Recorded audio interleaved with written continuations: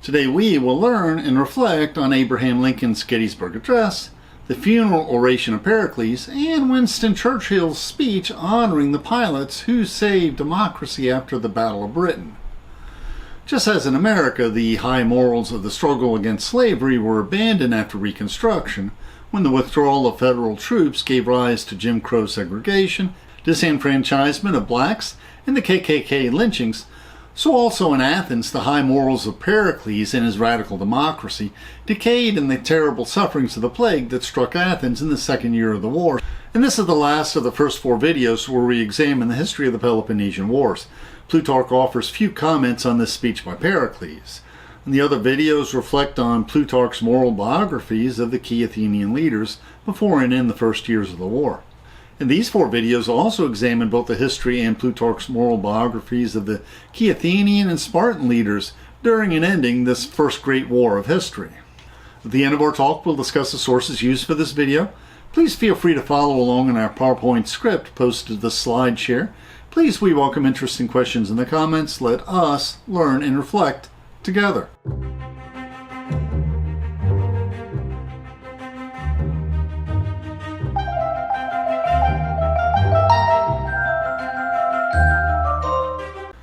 Abraham Lincoln delivered the Gettysburg Address at the dedication of the Soldiers' National Cemetery in Gettysburg, Pennsylvania, only 4.5 months after the Battle of Gettysburg. Although many scholars say that strategically Grant's victory at Vicksburg was the turning point of the war, the newspaper reading public and the European diplomats thought that Gettysburg was the turning point, placing the Union on the path to victory. The Battle of Gettysburg was the bloodiest battle of the Civil War. Over a quarter of the Union soldiers became casualties, and over a third of the Confederates became casualties. Both sides lost 20,000 to 30,000 soldiers in this encounter. If you ask Dr. Wikipedia about the Gettysburg Address, you will learn that many scholars see similarities between the Gettysburg Address and the funeral oration of Pericles. Now, did Lincoln read the Pericles Funeral Oration before he drafted the Gettysburg Address? There's no indication that he did, but it would be a greater surprise if there weren't many similarities, because both Lincoln and Pericles were both leaders of democratic states, both saw their democracies as exceptional, both were delivering funeral orations, both promoted democracy in their speech, and they both wanted to commemorate those who died on the battlefield. And we'll also reflect on some dissimilarities. And the slides we showed on the Battle of Gettysburg and the other battle paintings are from our video on reflecting on the Civil War through paintings. So let the speeches begin. Lincoln was terse and succinct in his opening sentence, reflecting on the stark differences between the Union and the Confederacy. Lincoln only needed to say that our fathers were dedicated to the proposition that all men are created equal. To say more would distract. The Civil War was fought over the simple question of whether the Negro was equal to the white man, whether slavery should be abolished, whether black slaves are real people with real rights and real aspirations, and whether slaves are merely talking livestock. Lincoln opens the Gettysburg Address.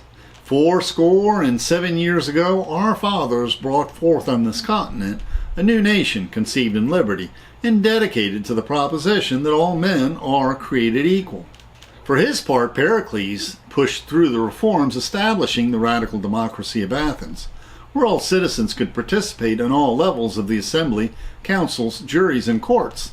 So you could argue that the Athens of Pericles was also a new nation, with newly established liberties for all male citizens.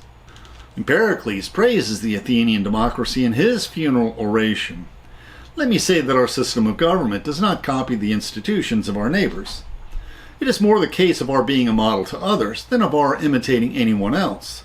Our Constitution is called a democracy because power is in the hands not of a minority, but of the whole people. When it is a question of settling private disputes, everyone is equal before the law. When it is a question of putting one person before another in positions of public responsibility, what counts is not membership of a particular class, but the actual ability which the man possesses. No one, as long as he has it in him to be in the service of the state, is kept in political obscurity because of poverty. Now, unlike Pericles, Lincoln emphasizes that the Union is fighting a civil war. The Peloponnesian War was a different kind of war. You could argue that Athens was the aggressor in the war, whereas in the Civil War the Confederacy was clearly the aggressor, when it bombarded Fort Sumter, though the North was compelled to invade the Confederacy to save the Union and in time to abolish slavery. Also, Pericles and Thucydides wanted to distinguish between the Athenians and the Spartans, their culture, their attitudes, and their systems of government. Now comparing Lincoln, Pericles, and Churchill on wartime sacrifices. Both Abraham Lincoln and Pericles declare that the living cannot consecrate the dead themselves by their supreme sacrifice consecrate the hallowed ground on which they are buried. Lincoln continues the Gettysburg Address. Now we are engaged in a great war, testing whether the nation, or any nation so conceived and so dedicated, can long endure. We have met on a great battlefield of that war. We have come to dedicate a portion of that field as a final resting place for those who here gave their lives that the nation might live. It is altogether fitting and proper that we should do this. Perhaps Lincoln here emphasizes that a nation with slaves is not really a living nation, a fitting and proper nation. Professor Rufus Fears points out that Lincoln uses biblical languages when he declares that the soldiers gave their lives that the nation might live. They gave their lives for the values of their country, just as Christ sacrificed his life for us. Lincoln continues, but in a larger sense, we cannot dedicate, we cannot consecrate, we cannot hallow this ground. The brave men, living and dead, who struggled here have consecrated it, far above our poor power to add or detract. The world will little note nor long remember what we say here, but it can never forget what they did here. It is for us, the living, rather to be dedicated here to the unfinished work which they who fought here have thus so far nobly advanced. And Professor Rufus Fears also points out, dedicate, consecrate, and hallow are all religious words. These men have made this ground sacred in dying for their country. After Lincoln's assassination, Congress would pass the Radical Reconstruction Acts enforcing the rights of the freed slaves, and the Reconstruction Amendments abolishing slavery, guaranteeing the freed slaves citizenship, due process, and the right to vote. This was truly a second founding. The federal government could now guarantee due process and equal protection under the law, even if the states or the states' electorates attempted to deny these rights.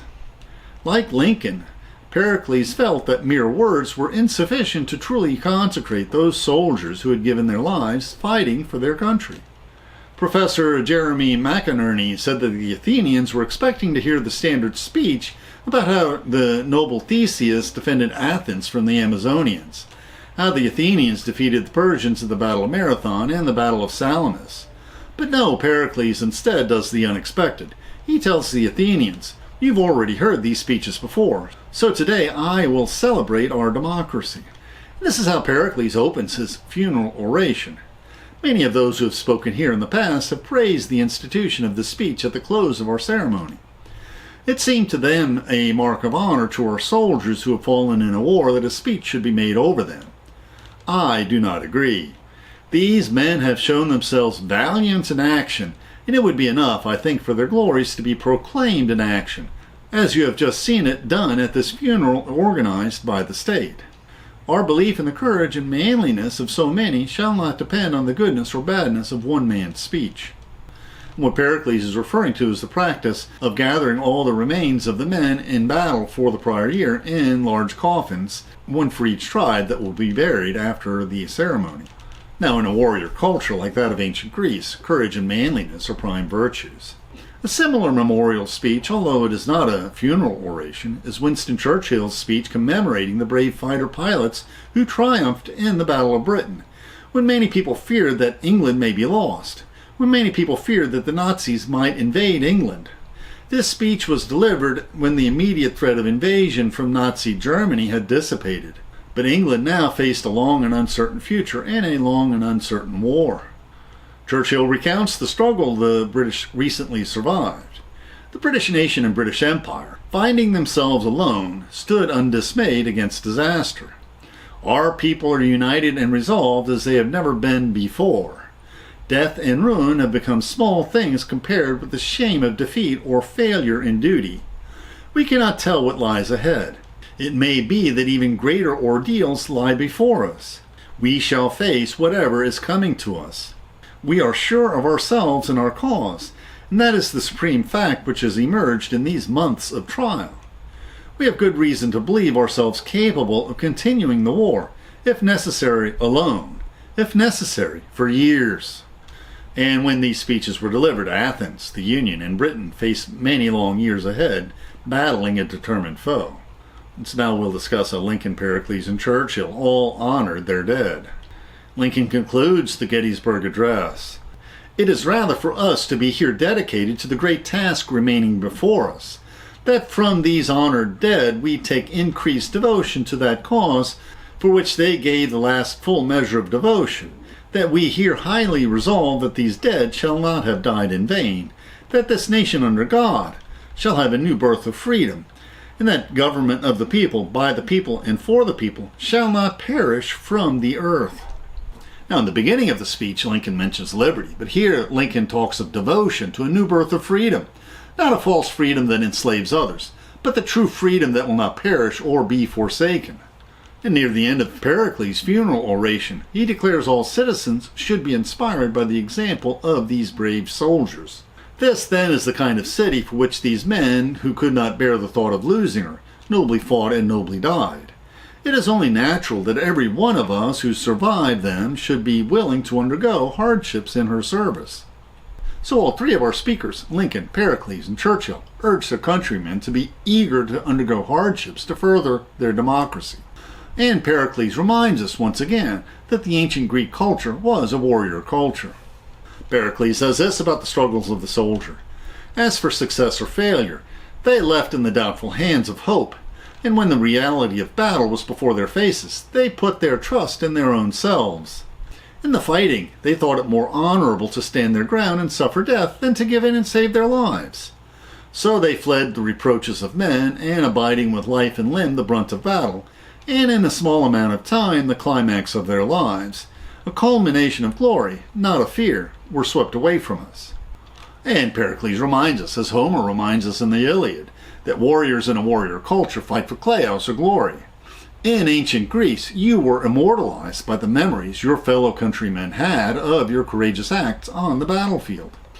Pericles says this, "Our soldiers gave her, Athens, their lives, to her and all of us, and for their own selves they won praises that never grow old, the most splendid of sepulchres, not the sepulchre in which their bodies are laid, but where their glory remains eternal in man's minds, always there on the right occasion to stir others to speech or to action. For famous men have the whole earth as their memorial. It is not only the inscriptions on their graves in their own country that mark them out. No, in foreign lands also, not in any visible forms, but in people's hearts. Their memory abides and grows. It is for you to be like them. Make up your minds that happiness depends on being free, and freedom depends on being courageous." Likewise, Churchill congratulates the fighter pilots who saved Britain. The gratitude of every home in our island, in our empire, and indeed throughout the world, except in the abodes of the guilty, goes out to the British airmen who, undaunted by odds, unwearied in their constant challenge and mortal danger, are turning the tide of the world war by their prowess and by their devotion. Never in the field of human conflict was so much owed, by so many, to so few. And this was Churchill's most famous quote of the war. Churchill continues, "All hearts go out to the fighter pilots whose brilliant actions we see with our own eyes day after day. We must never forget that all the time, night after night, month after month, our bomber squadrons travel far into Germany, find their targets in the darkness by the highest navigational skill, aim their attacks, often under the heaviest fire, often with serious loss, with deliberate, careful discrimination, and inflict shattering blows upon the whole of the technical and war-making structure of the Nazi power." Now, when Winston Churchill spoke of Hitler's minions, he always slurred the Z. He never spoke crisply of the Nazis. He always spoke of the Nazis, like they slivered in the dark with the ilk of Gollum. And the one difference between the Pericles speech and the speeches of Winston Churchill and Lincoln is that it was much longer. And the length of the funeral oration of Pericles might lead you to believe that Thucydides drew inspiration from the long speeches of Captain Kirk on the Starship Enterprise. Thucydides, through Pericles, is interested in conveying to the reader the uniqueness of the democracy of Athens and how it is superior to the aristocracy of Sparta. Thucydides has Pericles proclaiming, "In this land of ours there has always been the same people living from generation to generation up until now, and they, by their courage and by their virtues, have handed it on to us, a free country. They certainly deserve our praise. Even more so do our fathers deserve it. For the inheritance they received, they added all the empire we have now, and it was not without blood and toil that they handed it down to us, to the present generation. Now I wonder if this is a partial inspiration for Winston Churchill's speech at the beginning of World War II, when he said to all of England, "All I can offer to you are blood, toil, tears, and sweat." And we reflected on this in another of his great wartime speeches in this video. Pericles continues, "We are free and tolerant in our private lives, but in our public affairs we keep to the law. That is because the law commands our deep respect. We give our obedience to those whom we put in positions of authority, and we obey the laws themselves, especially those which are for the protection of the oppressed, and those unwritten laws which are acknowledged a shame to break."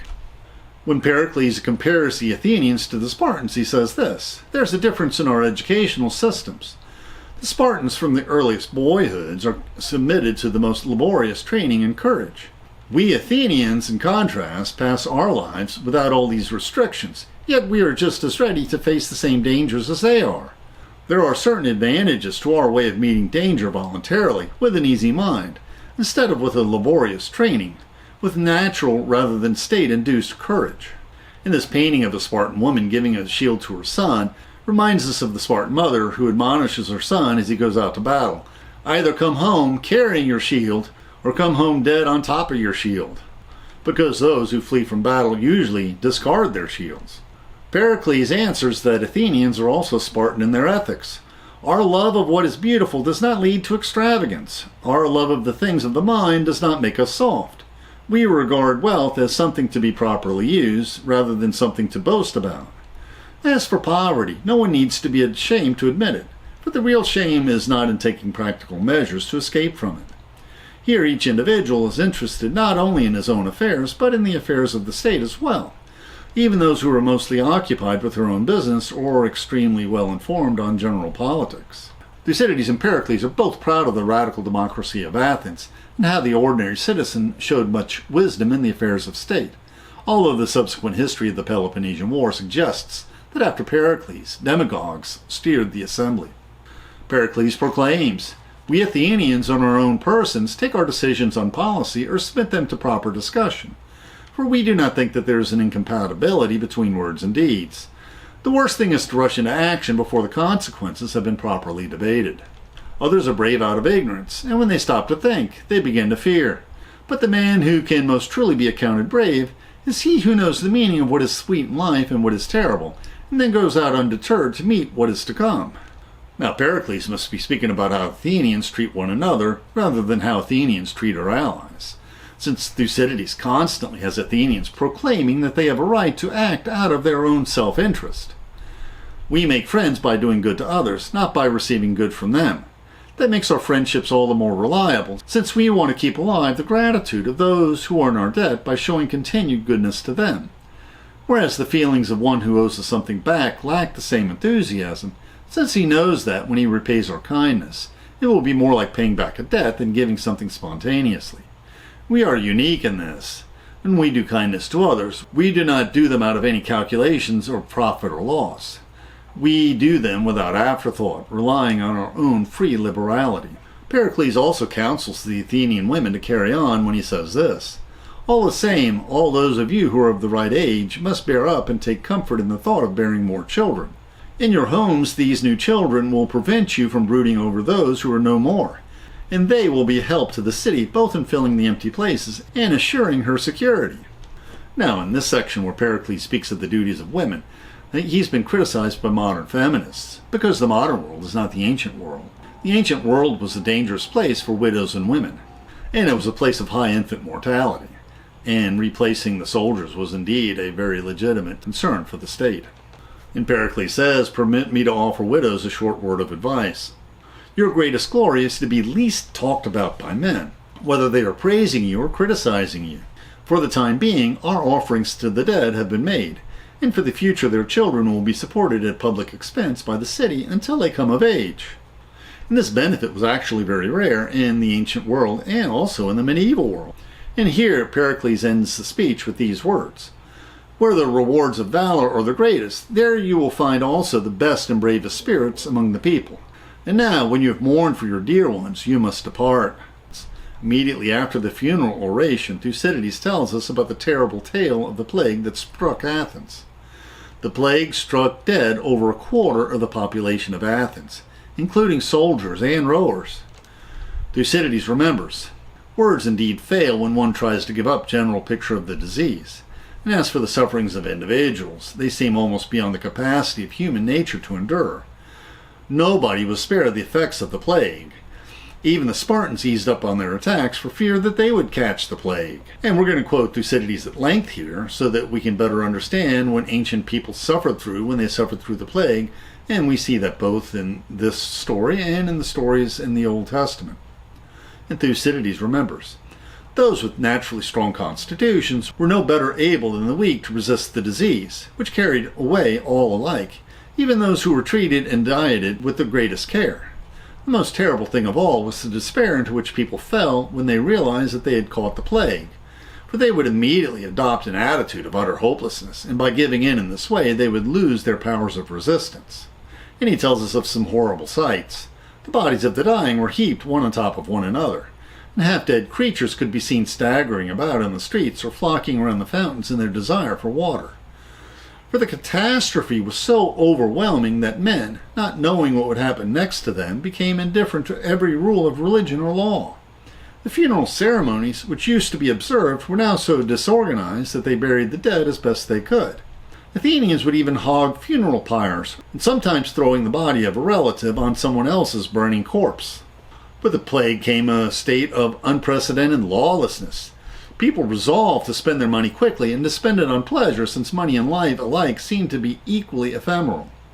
No fear of God or law of man had a restraining influence, for any punishment would come first from the plague. And Plutarch says that when the plague struck for the first time, it ravaged the best of the Athenian youth and resources. The people of Athens were afflicted by the plague not only physically, but mentally. They became completely wild in their behavior towards Pericles, and did their best to injure him, just as insane people try to hurt their doctor or their father. The man responsible for all this, his enemies said, was Pericles.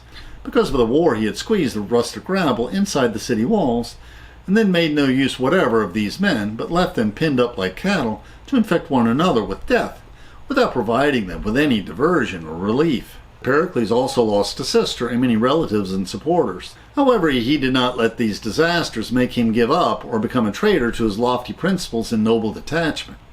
In fact, no one saw him weeping, either when he was preparing any of his relatives for burial, or at the tomb, at any rate until he lost his only remaining legitimate son, Pericles.